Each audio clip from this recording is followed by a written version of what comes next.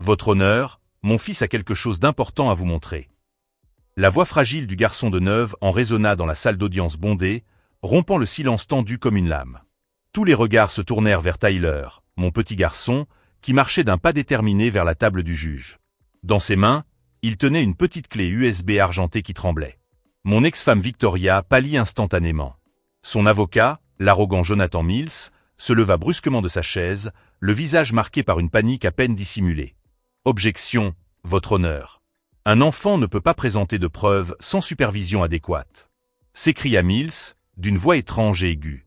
Mais le juge Harrison, un homme d'expérience aux cheveux gris, leva la main pour demander le silence. Ses yeux brillaient d'une curiosité sincère, tandis qu'il regardait Tyler s'approcher. « Laissez l'enfant parler, » dit le juge d'un ton autoritaire. « Je m'appelle Luke, j'ai 34 ans, et à ce moment-là, j'ai senti mon cœur battre à tout rompre. Pendant 6 mois, j'avais mené la bataille juridique la plus brutale de ma vie, regardant Victoria et son avocat détruire systématiquement ma réputation de père. Ils m'ont dépeint comme un homme instable, absent, incapable de s'occuper correctement de mon propre fils. Ils ont présenté des photos spontanées de notre maison en désordre, des rapports médicaux douteux, et même le témoignage d'une psychologue pour enfants qui affirmait avoir observé des comportements inquiétants dans mes interactions avec Tyler. J'avais presque tout perdu, ma maison, mes économies, ma dignité. Victoria exigeait la garde exclusive de Tyler, une pension alimentaire astronomique et la moitié des biens que j'avais accumulés au cours de 15 années de travail acharné en tant qu'ingénieur civil. Mais en regardant mon fils remettre cette clé USB au juge, un étrange sentiment d'espoir a commencé à grandir dans ma poitrine. Tyler a toujours été un enfant observateur, calme, mais incroyablement intelligent pour son âge. Au cours des dernières semaines, j'avais remarqué qu'il était plus réservé que d'habitude, comme s'il cachait un secret important. « Tyler », dit gentiment le juge Harrison, « qu'as-tu là ?» Mon fils prit une profonde inspiration, ses petites mains tremblant encore légèrement. « Monsieur le juge, il y a ici une vidéo que ma mère et son avocat ne savent pas que j'ai enregistrée. » Le silence dans la salle d'audience était total. On aurait pu entendre une mouche voler. Victoria transpirait visiblement, ses yeux passant nerveusement de Tyler à son avocat. Mills semblait avoir perdu sa langue, son teint habituellement confiant était désormais complètement pâle. « Et que montre cette vidéo, Tyler ?» demanda le juge, sa voix empreinte d'une curiosité paternelle. « Elle montre ma mère et M. Mills en train de se mettre d'accord sur la façon dont ils allaient mentir à propos de mon père, » répondit Tyler avec une clarté qui me rendit à la fois fier et ému. Le marteau du juge frappa une fois sur la table. « Technicien, veuillez préparer le matériel pour lire cette clé USB immédiatement. » Pendant ce temps, j'ai regardé Victoria et j'ai vu quelque chose à laquelle je ne m'attendais pas, de la terreur pure.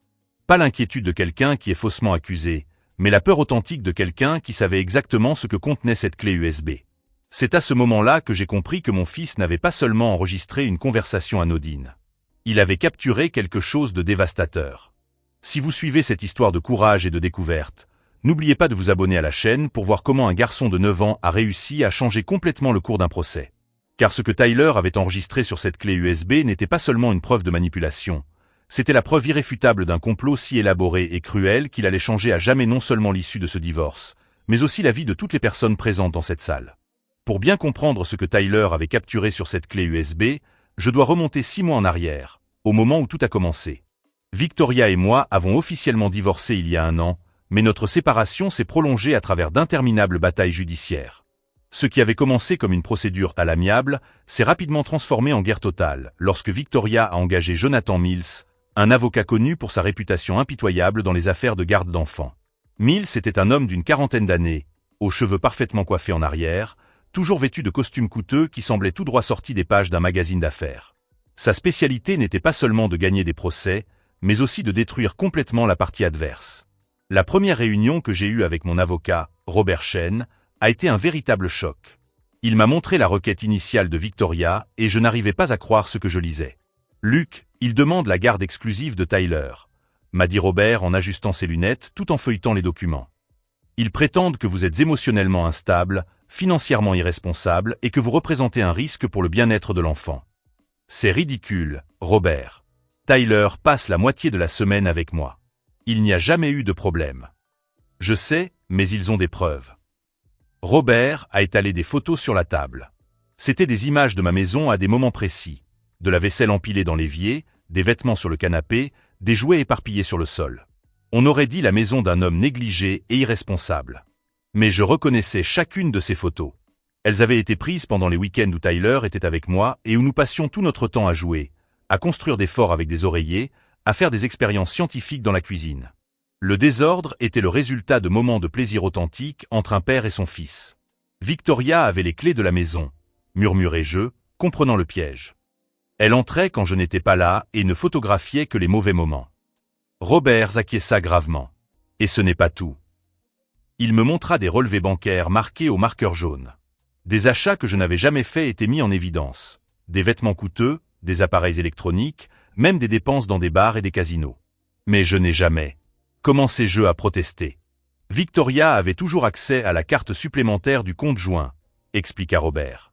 Techniquement, elle pouvait faire ses achats et prétendre ensuite qu'ils étaient les siens. La réalité de la situation a commencé à me frapper comme des vagues successives. Victoria n'essayait pas seulement de divorcer de moi, elle orchestrait ma destruction totale. Les semaines qui ont suivi ont été un enfer. Mills a présenté d'autres preuves. Des rapports de voisins faisant état de cris et de disputes provenant de ma maison pendant les visites de Tyler. Bien sûr, il ne mentionnait pas que les cris étaient des cris d'excitation lorsque nous regardions des matchs ou lorsque Tyler réussissait à marquer un panier dans le jardin. Le coup de grâce est venu avec le rapport de la psychologue pour enfants, le docteur Amanda Foster. Selon ce document de 12 pages, elle avait mené des « observations discrètes » de mes interactions avec Tyler dans des lieux publics pendant 3 mois.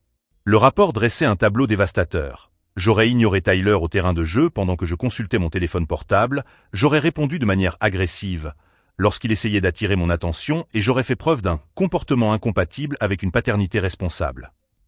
Chaque mot de ce rapport était un mensonge élaboré. Je me souvenais de chaque promenade dans le parc, de chaque sortie au centre commercial, de chaque moment que j'avais partagé avec mon fils. Ce n'étaient pas des moments de négligence, mais certains des meilleurs moments de ma vie de père. Mais Mills avait trouvé une psychologue prête à mentir en échange d'argent. Et ses références étaient irréprochables, rendant son témoignage pratiquement irréfutable. Le pire était de voir l'impact que cette bataille avait sur Tyler. Mon fils avait toujours été intelligent et observateur, mais ces dernières semaines, il semblait porter un poids invisible sur ses épaules. « Papa », m'a-t-il demandé un soir alors que je l'aidais à faire ses devoirs de maths, « pourquoi maman n'arrête pas de me demander si tu me cries dessus ?» Mon cœur s'est brisé. Je ne te crie jamais dessus, Tyler. Tu le sais bien. Je sais, papa. Mais elle continue à me poser la question. Et elle me pose d'autres questions étranges aussi. C'est alors que j'ai commencé à soupçonner Victoria d'utiliser Tyler pour recueillir des informations contre moi, en lui posant des questions ciblées pour essayer d'obtenir des déclarations qui pourraient être déformées devant le tribunal. Robert m'a averti que nous étions en train de perdre. Les preuves fabriquées étaient trop convaincantes. Et Mills avait des décennies d'expérience dans l'art de faire croire au jury des récits soigneusement construits. « Luc, il propose un accord », m'a dit Robert lors de notre réunion 2 semaines avant le procès. Des visites supervisées 1 fois par semaine, une pension alimentaire réduite, et tu gardes ta maison. « Absolument pas, ai-je répondu. Tyler est mon fils. Je n'accepterai pas d'être traité comme un danger pour lui. Mais au fond de mon cœur, j'étais terrifié. Et c'est ce sentiment de désespoir grandissant qui m'a accompagné jusqu'à ce moment au tribunal, lorsque Tyler s'est approché du juge avec cette clé USB argentée. Alors que je regardais mon fils remettre cette mystérieuse preuve, une seule question occupait mon esprit. Qu'avait-il enregistré exactement qui avait rendu Victoria et Mills si terrifiés? La réponse était sur le point de transformer non seulement l'issue de notre affaire, mais aussi de révéler une conspiration si élaborée qu'elle allait laisser tout le monde dans la salle complètement sous le choc. Le technicien du tribunal a connecté la clé USB au système audio et vidéo, tandis qu'un silence pesant régnait dans la salle. J'avais la gorge sèche comme du papier, mais une partie de moi vibrait d'une étrange sensation d'anticipation. Tyler resta à côté de l'équipement, ses petites mains jointes, mais son visage affichait une détermination que j'avais rarement vue chez quelqu'un d'aussi jeune. « C'est prêt, votre honneur », annonça le technicien. Victoria murmura quelque chose d'urgent à l'oreille de Mills, qui transpirait désormais visiblement à travers son costume coûteux. Son arrogance s'était complètement évaporée. « Procédez », ordonna le juge Harrison. Le grand écran s'alluma, affichant l'interface de l'ordinateur, et Tyler désigna un fichier vidéo datant de 3 semaines. « Celui-ci, votre honneur. » Il y a 3 semaines. Je me souvenais parfaitement de cette nuit-là. Tyler était censé dormir chez Victoria lorsque j'ai reçu un appel de sa part à 23 heures, hurlant de manière hystérique que j'avais traumatisé notre fils lors de notre dernier week-end ensemble. Selon elle, Tyler était rentré à la maison en pleurant, disant que je lui avais crié dessus parce qu'il avait renversé du jus sur le tapis. C'était un mensonge éhonté. Nous avions passé un merveilleux week-end à construire une cabane dans l'arbre du jardin. Mais cet appel a servi à documenter un nouvel incident dans le dossier Mills. La vidéo a commencé à être diffusée. La qualité n'était pas parfaite. Elle avait clairement été enregistrée avec le smartphone de Tyler, mais le son était cristallin. La caméra montrait ce que j'ai reconnu comme étant le salon de la maison de Victoria. Tyler avait discrètement placé son téléphone quelque part, probablement derrière un coussin ou un livre. Puis Victoria est apparue à l'écran, suivie de Mills. Ils portaient tous deux des verres de vin et un dossier. Mon cœur s'est mis à battre à tout rompre. « Jonathan, tu es sûr que ça va marcher ?» La voix de Victoria résonnait clairement dans les haut-parleurs du tribunal. « Victoria, chérie, fais-moi confiance. 15 ans d'expérience dans ce genre d'affaires. Luc n'a aucune chance. » Mills s'installa sur le canapé avec l'arrogance de quelqu'un qui se trouve en terrain connu. Dans la salle d'audience, il semblait désormais avoir perdu sa langue. Et s'il parvient à prouver que les photos ont été prises hors contexte? Impossible. Nous avons des témoins parmi les voisins qui confirment les cris. Nous avons les relevés bancaires. Et nous avons le rapport d'Amanda. Ma mâchoire se crispa. Amanda Foster, la psychologue qui avait menti effrontément sur mes interactions avec Tyler. Robert Chen, mon avocat, me murmura d'un ton pressant à l'oreille. « Luc, c'est de l'or en barre. » À l'écran, Mills sortit quelques documents de son porte-documents et les étala sur la table basse de Victoria. « Regardez, Victoria. Ce sont les rapports financiers que nous allons présenter la semaine prochaine. Ils montrent clairement un comportement irresponsable. Mais certaines de ces dépenses, je les ai faites avec sa carte. » Exactement. Mais elle est à son nom, n'est-ce pas? Et vous étiez sa femme. Techniquement, il a approuvé toutes les dépenses que vous avez faites en vous donnant accès à sa carte. Mills rit d'une manière qui me donna la nausée. « Jonathan, parfois tu me fais peur, » dit Victoria, mais elle souriait. « Chérie, je n'ai pas bâti ma réputation en étant gentil. Luc sortira de ce divorce avec les vêtements qu'il porte, s'il a de la chance. » Ce qui se passa ensuite dans la vidéo me glaça le sang. Mills s'est penché vers Victoria et l'a embrassée. Ce n'était pas un baiser professionnel ou amical. C'était intime, familier, passionné. « Quand tout cela sera terminé, » murmura Mills entre deux baisers, « nous pourrons cesser de nous cacher. » Victoria a ri doucement. « J'ai hâte. » Et Tyler? Il ne va pas poser de problème? Le petit? Je t'en prie. Les enfants de cet âge oublient vite. Dans 1 an, il ne se souviendra même plus très bien de son père. J'ai ressenti une vague de colère si intense que mes mains en tremblaient. J'ai regardé Tyler, qui regardait son propre enregistrement avec une expression trop sérieuse pour un enfant de 9 ans. Dans la vidéo, Mills a poursuivi. De plus, Amanda a fait un travail fantastique avec ce rapport. Elle vaut chaque centime que nous lui versons. A-t-elle vraiment observé Luc et Tyler interagir? Bien sûr que non, a répondu Mills en riant. Elle ne connaît même pas Luc personnellement. Mais elle est convaincante au tribunal, et c'est tout ce qui compte. Victoria était devenue livide au tribunal royal. Elle murmurait frénétiquement quelque chose à Mills, qui semblait avoir du mal à respirer. La vidéo n'était pas encore terminée. Jonathan, et si Luc découvrait notre secret? Comment le découvrirait-il? Cet homme est ingénieur, pas détective. Et même s'il le découvrait, qui le croirait après que nous aurons présenté toutes nos preuves? Mills caressa le visage de Victoria avec une familiarité qui trahissait une relation de longue date. Victoria, quand nous obtiendrons la garde exclusive de Tyler et le partage des biens, nous aurons plus de 200 000 $ pour commencer notre nouvelle vie. Et Luc?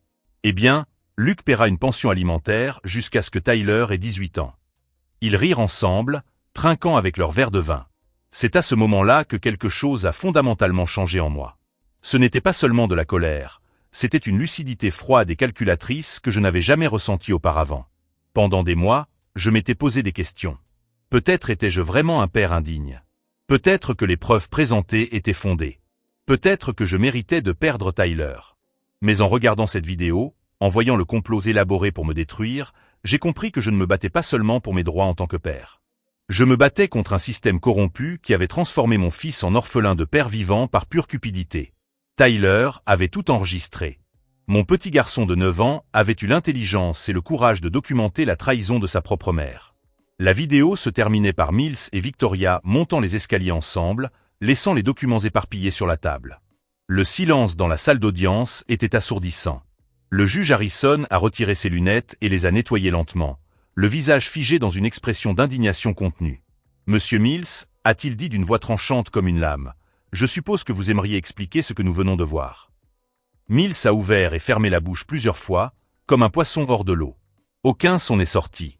Victoria pleurait maintenant, mais ce n'étaient pas des larmes de tristesse ou de regret. C'étaient des larmes de panique pure, celles de quelqu'un qui venait de voir sa vie soigneusement construite s'effondrer en temps réel. Je me levai lentement de ma chaise et me dirigeai vers Tyler. Je m'agenouillai devant lui et posai mes mains sur ses petites épaules. « Tyler, murmurai-je, depuis combien de temps savais-tu » Ses yeux se remplirent de larmes, mais sa voix resta ferme. « Depuis qu'ils ont commencé à se voir chez nous, papa.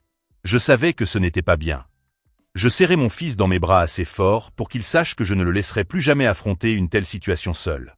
Mais alors que la salle d'audience explosait de murmures et que le juge frappait son marteau pour demander le silence, je savais que cette vidéo n'était que le début. Car Tyler avait mentionné d'autres fichiers sur la clé USB. Et quelque chose me disait que ce que nous venions de voir n'était que la partie émergée de l'iceberg d'une conspiration encore plus grande que je ne l'avais imaginé. Y a-t-il d'autres fichiers sur la clé USB ?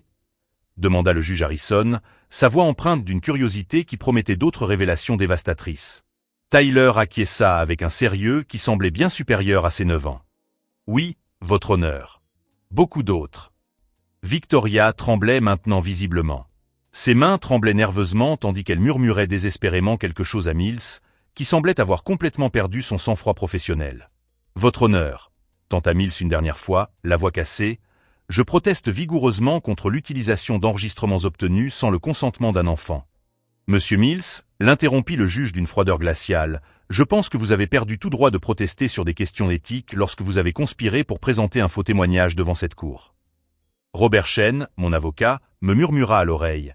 Luc, c'est mieux que tout ce que nous aurions pu imaginer. Mais en regardant Tyler parcourir les fichiers de la clé USB avec la détermination d'un petit détective, je compris que mon fils avait fait bien plus que simplement enregistrer une conversation compromettante. Il avait mené une enquête. Celui-ci, dit Tyler en montrant un fichier datant de 2 semaines, c'est quand maman a appelé le docteur Amanda. Mon cœur s'est arrêté. Amanda Foster, la psychologue qui avait menti au sujet de mes interactions avec Tyler. Le technicien a lu le fichier. C'était un enregistrement audio clair d'un appel téléphonique. La voix de Victoria a retenti dans les haut-parleurs. « Amanda, nous devons parler du rapport de Luc. » « Bien sûr, Victoria. Comment aimeriez-vous que j'ajuste les observations ?» Ma mâchoire s'est crispée. Ajuster les observations. Comme s'il s'agissait de données flexibles plutôt que de faits scientifiques. Nous avons besoin de quelque chose de plus fort. Jonathan a dit que le juge est difficile à convaincre. Pouvez-vous ajouter quelque chose sur la négligence émotionnelle ? La voix d'Amanda Foster a répondu sans hésitation. Je peux mentionner des schémas de distanciation émotionnelle lors des interactions père-fils. C'est suffisamment vague pour être difficile à réfuter, mais suffisamment précis pour paraître professionnel. Parfait. Et Amanda, merci de faire cela pour nous. Victoria, pour ce que vous me payez, j'écrirai que Luc est le diable incarné. Elles ont ri ensemble. Le silence dans la salle d'audience était si dense qu'il semblait avoir un poids physique. Le docteur Amanda Foster, la femme qui avait détruit ma réputation de père avec des mensonges élaborés, venait d'avouer, de ses propres mots, qu'elle avait fabriqué des preuves en échange d'argent. J'ai regardé Robert, qui prenait furieusement des notes. Ses yeux brillaient de la satisfaction d'un avocat qui venait de recevoir l'affaire la plus facile de sa carrière. « Tyler, ai-je demandé à voix basse, essayant encore de comprendre l'étendue de l'enquête menée par mon fils, comment as-tu réussi à enregistrer cet appel ? Le téléphone de maman était en train de charger dans la cuisine, a-t-il répondu simplement. Et elle a mis le haut-parleur parce qu'elle préparait le repas. J'étais en train de faire mes devoirs sur le comptoir. Victoria avait été si arrogante, si sûre de sa manipulation, qu'elle n'avait même pas pris la peine de garantir la confidentialité de ses complots criminels. Y en a-t-il d'autres ? Demanda le juge, désormais complètement investi dans la révélation de ce tissu de mensonges. Tyler acquiesça et cliqua sur un autre fichier. Celui-ci date d'il y a 3 semaines. La vidéo montrait Mills seul dans le bureau de son cabinet. Il était au téléphone, visiblement agité. « Non, Victoria, nous ne pouvons pas simplement inventer des preuves à partir de rien, » disait-il au téléphone en mode haut-parleur. « Nous avons besoin de quelque chose qui semble crédible. Jonathan, tu as dit que tu pouvais garantir que je gagnerais cette affaire. » Et je le peux. Mais nous devons être intelligents. Luc n'est pas idiot. Si nous présentons quelque chose de manifestement fabriqué, il pourrait engager un détective privé. Mills fit une pause, réfléchissant. Écoute, Victoria, je vais utiliser mes contacts pour obtenir des photos de sa maison quand Tyler sera là. J'ai un ami qui travaille dans les enquêtes d'assurance. Il sait comment documenter de manière convaincante la négligence domestique. Mon sang se glaça. Mills avait engagé quelqu'un pour envahir ma vie privée et fabriquer des preuves de négligence. Et la psychologue ? Demanda Victoria. Amanda est déjà partante. Elle a besoin d'argent pour payer ses dettes de jeu. Elle écrira tout ce dont nous avons besoin. La vidéo continuait en montrant Mills passant 2 autres appels. Dans le premier, il donnait des instructions à quelqu'un sur la manière de documenter correctement des conditions de vie inadéquates. Dans le second, il transférait $5000 sur le compte d'Amanda Foster. Tout était documenté. Tout était enregistré. Tout était irréfutable. En regardant les vidéos, une prise de conscience extraordinaire a commencé à se former dans mon esprit. Tyler n'était pas simplement tombé sur ces preuves par hasard. Mon fils de 9 ans avait systématiquement enquêté sur le complot contre moi. Pendant des semaines, alors que je souffrais de fausses accusations, me sentant impuissant et remettant en question ma propre santé mentale, Tyler avait travaillé silencieusement pour découvrir la vérité. Tyler, demandai-je, la voix brisée par l'émotion, depuis combien de temps savais-tu qu'il mentait à mon sujet? Ses yeux se sont remplis de larmes, mais sa voix est restée ferme. Depuis le début, papa. Je savais que tu ne m'avais jamais crié dessus. Je savais que tu ne m'avais jamais ignoré. Alors quand maman a commencé à poser des questions étranges à ton sujet, j'ai commencé à enregistrer. L'ampleur de ce que mon fils avait accompli a commencé à me frapper. Alors que je me sentais complètement vaincu par le système, un enfant de 9 ans avait rassemblé suffisamment de preuves non seulement pour me disculper, mais aussi pour envoyer mon ex-femme et son avocat en prison.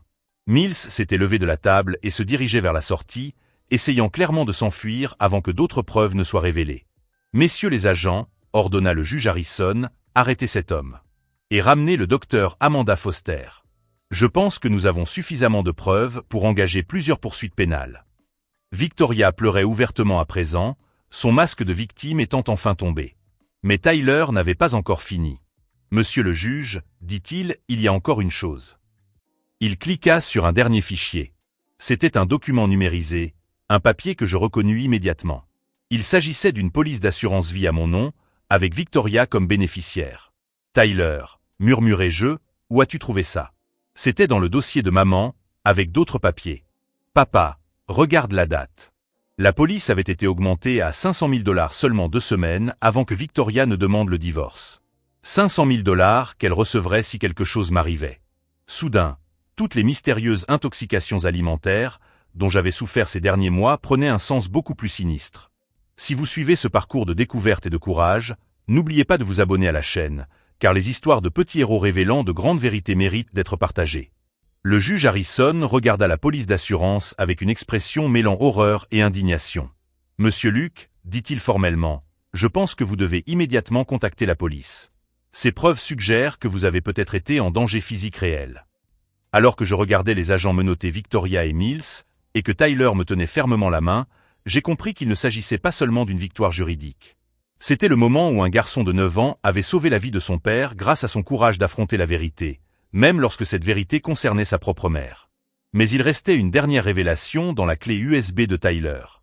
Une révélation qui allait complètement transformer non seulement cette affaire, mais aussi toute ma compréhension de qui je pouvais vraiment faire confiance. « Tyler », demanda le juge Harrison avec une curiosité sincère qui résonna dans toute la salle, « tu as dit qu'il y avait autre chose. Qu'y a-t-il d'autre sur cette clé USB ?» Mon fils prit une profonde inspiration, ses petites mains tremblant encore légèrement, mais ses yeux brillaient de la détermination de quelqu'un qui savait qu'il faisait ce qu'il fallait. « Monsieur le juge, il y a une réunion qu'ils ont tenue hier soir chez nous. Maman ne savait pas que j'étais réveillé. » Victoria a essayé de se lever de sa chaise, mais les agents qui encadraient désormais notre table l'ont maintenue assise. Son visage avait perdu toute couleur. « Non, » murmura-t-elle, plus pour elle-même que pour quiconque dans la salle. Tyler dormait. J'ai vérifié. « Maman, » dit Tyler avec une tristesse qui me brisa le cœur, « j'ai fait semblant de dormir parce que vous parliez de faire du mal à papa. » Un silence de mort s'abattit sur la salle d'audience. Même le technicien cessa de manipuler son équipement. Mills tenta une nouvelle fois de protester. « Votre honneur, » Un enfant de 9 ans ne peut pas comprendre correctement les conversations d'adultes. Monsieur Mills, l'interrompit le juge d'un ton glacial, je vous suggère de rester silencieux. Tout ce que vous direz pourra être et sera utilisé contre vous. Tyler cliqua sur le dernier fichier de la clé USB. La date indiquée était hier, 23h15. La vidéo commença par montrer le salon de Victoria, mais cette fois-ci, la qualité était encore meilleure. Tyler avait positionné son téléphone de manière à capturer parfaitement le canapé où Victoria et Mills s'étaient assis. Il ne faisait plus semblant. Il n'y avait aucune prétention professionnelle. Victoria était dans les bras de Mills, tous deux clairement intimes, buvant du vin rouge dans des verres coûteux. Jonathan. La voix de Victoria résonna dans les haut-parleurs, chargée d'une anxiété que je n'avais jamais entendue auparavant. Et si Luc engageait un détective privé? Et s'il découvrait notre relation avant le procès? Mills rit avec une assurance qui semblait désormais grotesque. Victoria, chérie, Luc est ingénieur. Il construit des ponts, il ne résout pas des mystères. De plus, même s'il engageait quelqu'un, il est déjà trop tard. Le procès est demain. Mais Jonathan, et s'il n'accepte pas le verdict? Et s'il fait appel? Cela pourrait traîner pendant des années. Mills posa son verre sur la table et regarda Victoria avec une intensité qui me donna la nausée. Victoria, nous en avons déjà parlé. Si Luc devient un problème persistant, eh bien, les accidents arrivent. Mon sang se glaça. Je regardai Tyler, qui regardait la vidéo avec un sérieux effrayant pour un enfant. Jonathan, tu ne peux pas être sérieux. Je suis très sérieux, Victoria. Tu crois que je suis venu ici pour te partager avec un ex-mari problématique pour le reste de ma vie? Luc doit disparaître. Définitivement. Dans la salle d'audience, on aurait pu entendre une mouche voler. Victoria sanglotait ouvertement, les mains couvrant son visage. Mills semblait avoir cessé de respirer. Son regard passait de l'écran aux juges et aux officiers qui s'approchaient lentement. La vidéo continua avec Mills détaillant un plan qui me terrifia complètement. Écoute, Victoria, Luc a cette moto. Il adore faire ses courses le week-end sur les routes de montagne. Des virages dangereux, peu de témoins. Jonathan, non. Je ne peux pas être complice de quelque chose comme ça. Tu es déjà complice, chérie. Tu as falsifié des preuves. Tu as menti dans des documents juridiques. Tu as conspiré pour voler la garde de Tyler sur la base d'un faux témoignage. Si cela venait à être découvert, tu irais en prison pour plusieurs années. Mills se pencha en avant, sa voix prenant un ton presque hypnotique. Mais si Luc disparaît simplement, tu gardes Tyler, l'héritage de 500 000 $ de l'assurance vie, et nous pouvons commencer notre nouvelle vie dans un autre état.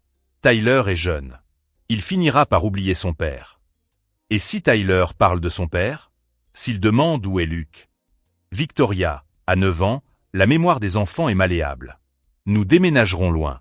Nouvelle école, nouveaux amis. Dans un an, Tyler se souviendra à peine de ce qu'était la vie avec Luc. Je tremblais de rage. Non seulement ils avaient comploté pour me voler mon fils à l'aide de mensonges élaborés, mais ils planifiaient également ma mort. Et ils discutaient de la manière d'effacer Luc de la mémoire de Tyler, comme s'il s'agissait d'un fichier informatique indésirable. La vidéo montrait Mills prenant son téléphone et passant un appel. « Marcus, c'est moi.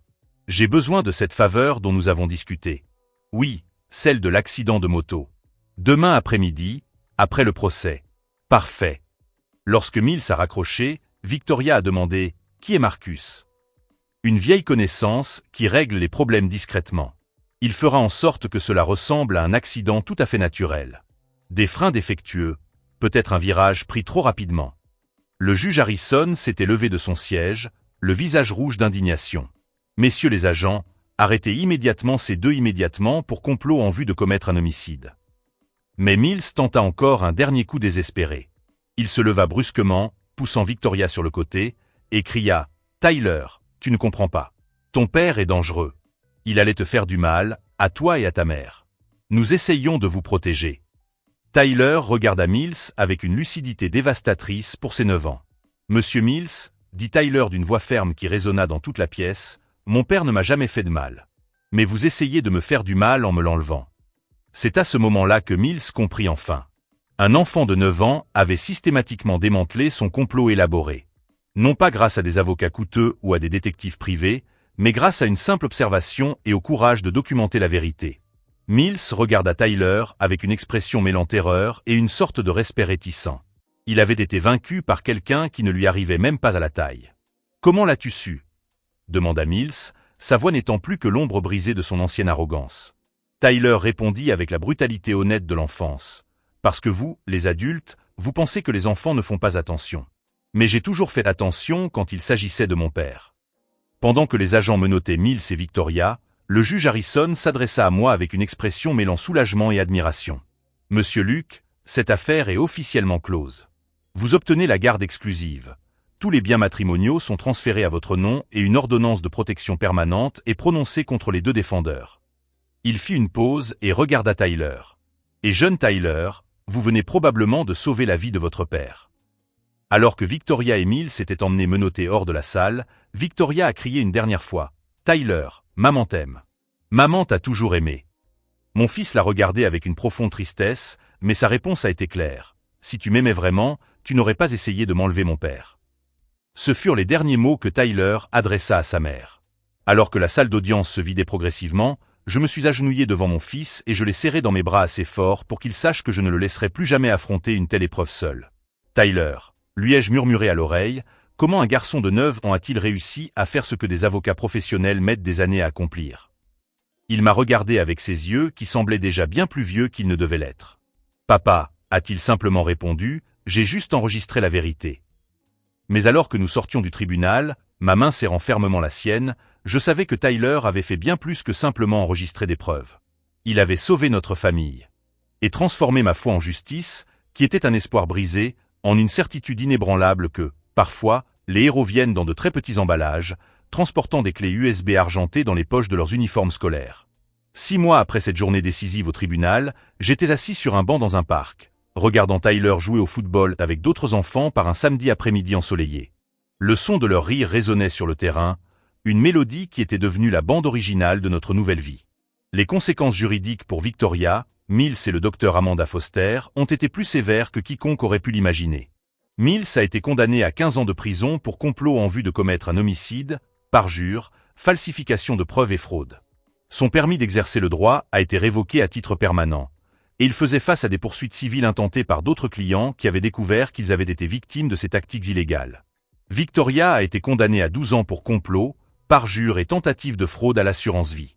Ce qui m'a le plus surpris, c'est de découvrir qu'elle avait tenté à 2 reprises au cours de l'année précédente d'augmenter ma police d'assurance, mais que les compagnies d'assurance avaient toujours refusé, jugeant cela trop suspect. L'enquête policière a révélé qu'elle avait recherché pendant des mois sur son ordinateur des méthodes pour provoquer des accidents de moto. Le docteur Amanda Foster a perdu sa licence médicale et a été condamnée à 8 ans de prison pour parjure professionnelle. L'enquête sur ses autres affaires a révélé qu'elle avait falsifié des rapports pour au moins 12 autres procédures de garde au cours des 5 dernières années. Des dizaines de familles qui avaient été injustement séparées à cause de ces faux rapports avaient désormais la possibilité de se réunir. Mais les conséquences juridiques n'étaient que le début de notre processus de guérison. Robert Chen, mon avocat, a non seulement réussi à renverser complètement l'affaire initiale, mais il a également aidé à poursuivre le cabinet Mills sans dommages-intérêts. L'accord à l'amiable nous a assuré une compensation suffisante pour que Tyler n'ait jamais à se soucier de l'argent pour ses études universitaires. Tyler est devenu l'enfant le plus célèbre de notre petite ville. Les journaux locaux ont publié des articles sur le garçon de 9 ans qui a déjoué un complot juridique. Il a reçu des lettres de soutien de personnes de tout le pays, mais ce qui l'a rendu le plus fier, c'est lorsque le shérif local l'a nommé « détective honoraire junior » lors d'une cérémonie spéciale. « Papa », m'a-t-il dit ce soir-là après la cérémonie, « je pourrai être un vrai détective quand je serai grand. » Tyler, lui ai-je répondu en le serrant fort dans mes bras, « tu pourras être tout ce que tu voudras. Tu as déjà prouvé que tu avais le courage de relever n'importe quel défi. » Notre nouvelle maison était plus petite que la précédente, mais infiniment plus chaleureuse. Tyler a choisi de décorer sa chambre avec les certificats et les lettres de remerciement qu'il avait reçus, ainsi qu'une photo de nous au tribunal le jour de la victoire. Au-dessus de son lit, il a accroché une affiche sur laquelle était écrit « La vérité l'emporte toujours ». Ma carrière d'ingénieur s'est développée de manière inattendue. La publicité autour de l'affaire a attiré l'attention sur mon travail, et j'ai commencé à recevoir des projets d'entreprise qui valorisaient l'intégrité et la transparence. J'ai ouvert mon propre cabinet de conseil, spécialisé dans la sécurité structurelle, et Tyler venait souvent après l'école pour aider avec les calculs. L'école de Tyler a également considérablement modifié sa politique concernant les situations familiales difficiles. La directrice a mis en place de nouveaux protocoles pour protéger les enfants dont les parents vivent un divorce conflictuel, en veillant à ce qu'ils disposent de moyens pour signaler leurs préoccupations en matière de manipulation ou de coercition. 3 mois après le procès, j'ai reçu un appel inattendu. C'était Sarah, la secrétaire de Mills, qui avait témoigné contre lui dans le cadre du procès pénal. « Monsieur Luc », m'a-t-elle dit d'une voix étranglée, « je dois vous dire quelque chose. Pendant des années, je l'ai vu faire cela à d'autres familles. J'ai toujours su que c'était mal, mais j'avais peur de parler. Votre fils m'a donné le courage de finalement faire ce qui était juste. » Sarah est devenue un témoin clé dans plusieurs autres affaires, contribuant à faire annuler au moins 6 décisions de garde qui avaient été fondées sur des preuves fabriquées par Mills. Tyler a acquis une maturité extraordinaire grâce à cette expérience, mais d'une manière saine. Il était toujours un enfant normal qui adorait les jeux vidéo et les dessins animés, mais il avait désormais une compréhension unique de la justice et du courage moral qui impressionnait tous les adultes autour de lui. Un soir, alors que je l'aidais à faire ses devoirs, il m'a posé une question profonde. « Papa, pourquoi maman a-t-elle fait ces mauvaises choses ?» C'était la question que je craignais qu'il pose, mais je savais qu'il méritait une réponse honnête. « Tyler, ai-je commencé prudemment. Parfois les gens font de mauvais choix lorsqu'ils ont peur ou veulent des choses qu'ils ne peuvent pas obtenir honnêtement. Ta mère s'est égarée en cours de route. Cela ne signifie pas qu'elle ne t'aimait pas, mais ses choix étaient mauvais et ont fait du mal à des gens. » Il réfléchit un instant. « Papa, je peux rendre visite à maman en prison. » La question me prit au dépourvu, mais j'y vis une sagesse émotionnelle qui me rendit fier. « Si tu le souhaites, quand tu seras prêt, nous pourrons en discuter. Mais rien ne presse. Tu as le droit de ressentir tout ce que tu ressens. » Tyler acquiesça et retourna à sa leçon de mathématiques, mais je vis en lui une capacité de pardon et de compréhension que beaucoup d'adultes mettent des décennies à développer.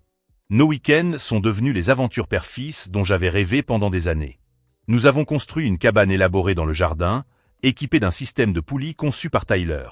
Nous avons fait des excursions dans des musées des sciences où il démontrait des connaissances qui impressionnaient les guides. Nous avons commencé à suivre des cours d'arts martiaux ensemble, où il a appris la discipline et où j'ai réappris la patience. La communauté nous a accueillis de manière extraordinaire. Des voisins qui auparavant nous saluaient à peine s'arrêtaient désormais pour discuter. Tyler a reçu tellement d'invitations à des fêtes d'anniversaire que nous avons dû créer un calendrier rien que pour les suivre.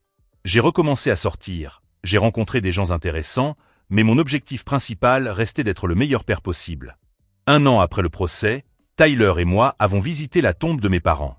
Il a déposé une couronne de fleurs qu'il avait fabriquée à l'école et a dit à voix haute « Grand-père et grand-mère, j'ai bien pris soin de papa quand il en avait besoin. » À ce moment-là, j'ai compris que Tyler ne m'avait pas seulement sauvé d'un complot juridique. Il m'avait appris que la véritable force ne vient pas de la victoire dans les combats, mais du maintien de son intégrité lorsque tout semble perdu.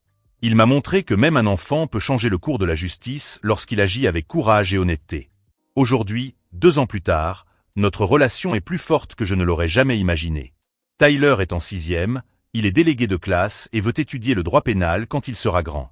Il dit qu'il veut aider d'autres familles comme il a aidé la nôtre.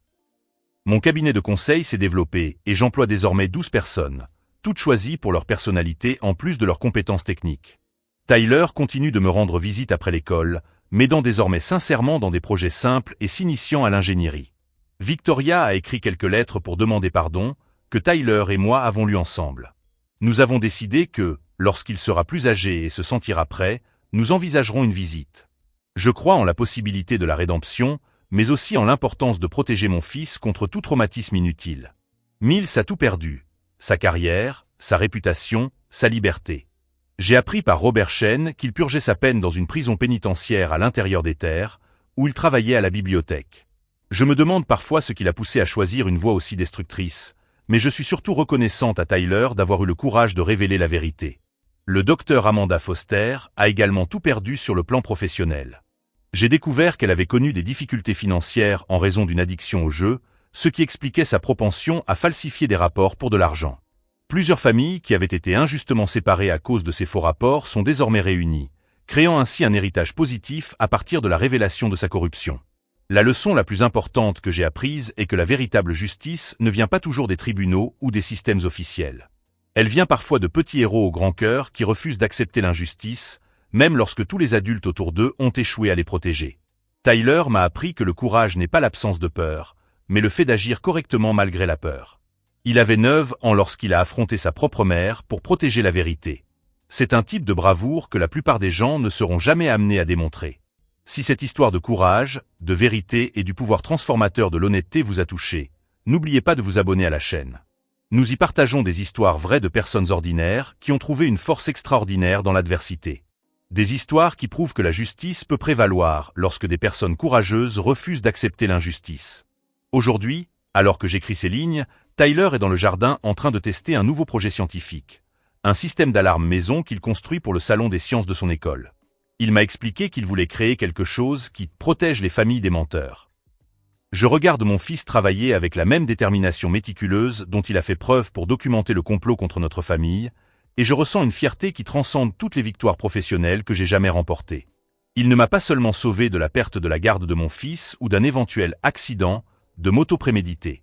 Tyler m'a sauvé d'une vie passée à remettre en question ma valeur en tant que père, d'années de batailles juridiques fondées sur des mensonges, d'un avenir sans lui. Mais plus que cela, il m'a appris que parfois, les héros ne portent pas de cape et n'ont pas de super pouvoir. Parfois, ils ont 9 ans, portent des cartables et sauvent la situation simplement en documentant la vérité avec un téléphone cassé et un courage inébranlable. Voici l'histoire de la façon dont mon fils m'a appris que la vérité, aussi effrayante soit-elle à affronter, sera toujours plus puissante que le mensonge le plus élaboré. Et comment une clé USB argentée entre de bonnes mains peut changer non seulement l'issue d'un procès, mais aussi le cours d'une vie entière. Нет, Он моргает. помигал тебе. Сейчас достанет ствол и будет С стрелять. девушками также. А к девушек, кстати, я видела в Японии очень красивых делают роботов, прям хер отличишь от... А то чё? Тут тоже какие-то водички и Водички. мороженка. М. Так. Так, мне чтобы не въебаться, сюда Так нам не надо. въебаться сюда. Ой, там арфа какая-то. Так сейчас красивая. дойдем, давай. А, ну Давай. ладно, это здание просто светится. Забей. Я хочу на арфе.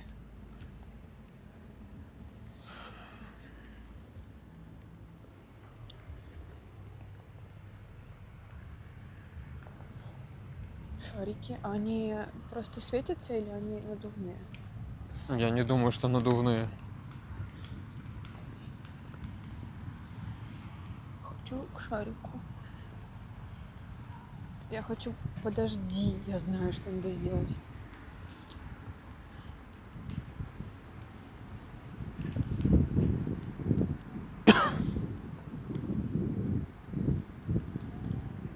На, держи. На, держи.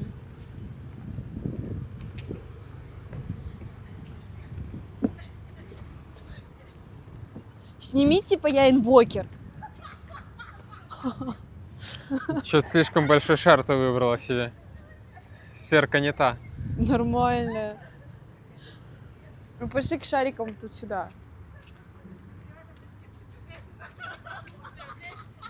Пошли всей толпой, блин, какую-то игру нахуй играем. Квас, Векс, Экзорт. Ну, красиво. Бля, опять чаек давит. Пошли к арфе. М? Бля, вот Погнали. этот заразительный смех я обожаю. М. Опять там наваливают. Красиво.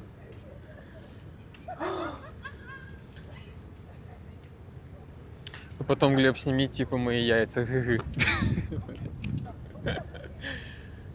А Это я кто чат дотер, а прочитал. кто... Как то яйцелов? Да.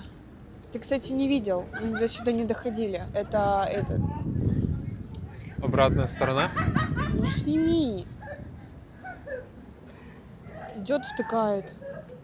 Она очень красиво светится, кстати, но уже ничего не светится. Уже ничего не светится. А, это сердечко.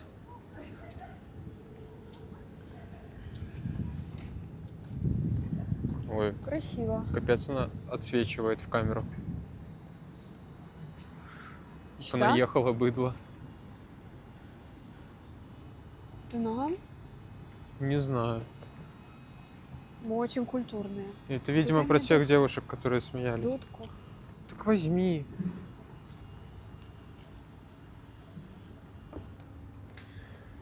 А тут закрыто, да, уже? Ну, тут все закрыто, Оксана.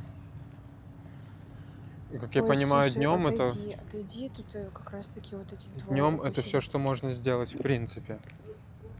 В этом плане. Привет, Окси, привет, Глеб, привет, Пересвет.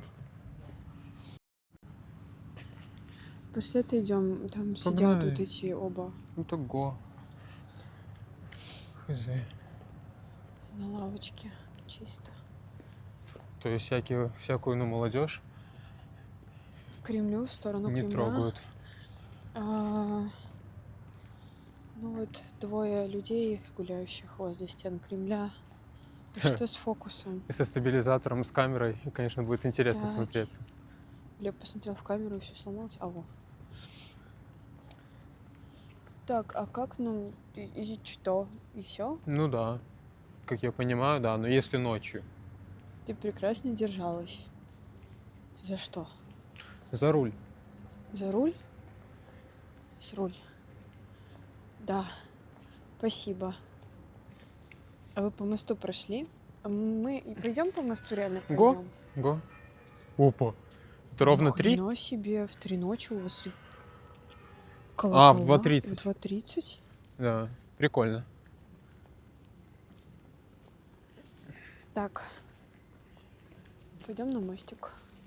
Надо, Пойдем. кстати, скоро камеру ставить на зарядку. Я пока мы ехали, ставил чуть-чуть. Сколько там показывает? 35. Она показывает дробными. Ну, по 5.